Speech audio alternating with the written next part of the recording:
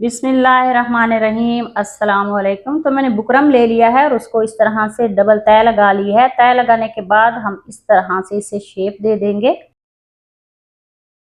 और यहाँ से हम अंदर वाली साइड पे इस तरह से थोड़ी सी शेप देंगे।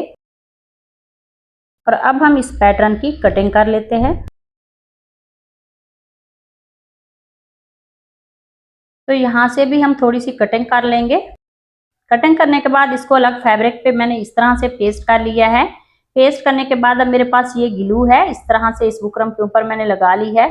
और इसकी बाहर वाली साइड पे ये जो एक्स्ट्रा फैब्रिक है, तीनों साइड का वो हम पेस्ट कर लेंगे।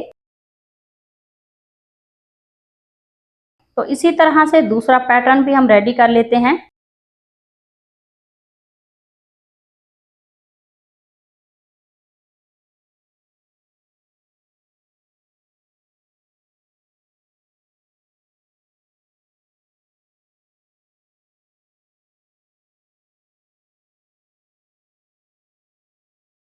तो दोनों पैटर्न मैंने रेडी कर लिए हैं और अब मेरे पास ये लेस है, इसको हम नीचे रखेंगे और इस पैटर्न को ऊपर, तो इसके ऊपर हम सिलाई लगा लेते हैं। तो ये जिस साइड से हमने शेप दी थी और इसकी कटिंग की है, उस साइड पे हम इस लेस को स्टिच कर लेते हैं।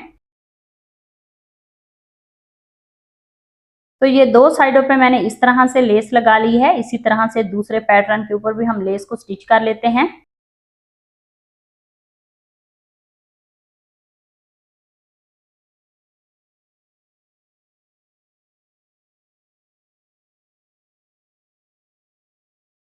तो दोनों पैटर्न के साथ लेस को मैंने स्टिच कर लिया है। अब हम ट्राउजर लेंगे और इसके पैंचे के ऊपर हम इस तरह से उल्टी साइड पे लेस को रख लेते हैं सीधा, और उसके बाद इस पैटर्न को इसके ऊपर रख लेंगे।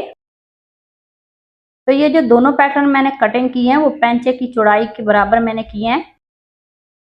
तो यहाँ सेंटर में इसको हम इस तरह से रखेंगे। ये दूसरा पैटर्न है, इसको बिल्कुल इसके बराबर में रखते हुए सिलाई लगा लेते हैं। तो ये वाली सिलाई मैंने लगा ली है। अब हम इसे पलट के इस तरह से सीधा कर लेते हैं और इसके ऊपर सिलाई लगा लेंगे। बहुत ही खूबसूरत ये ट्राउजर का डिजाइन है, बहुत ही इजी डिजाइन है। आप इसी तरह से स्लीव पे भी बना सकते हैं। बहुत ही आसान और खूबसूरत सा ये ट्राउजर का डिजाइन है। तो ऐसे ही इस सिलाई को हम कंप्लीट कर लेते हैं। तो ये वाली सिलाई मैंने कंप्लीट कर ली है और अब हम पैंचे को स्टिच कर लेते हैं। तो इस सिलाई को मैंने कंप्लीट कर लिया है। तो मिलते हैं नेक्स्ट वीडियो में, तब तक अल्लाह हाफिज।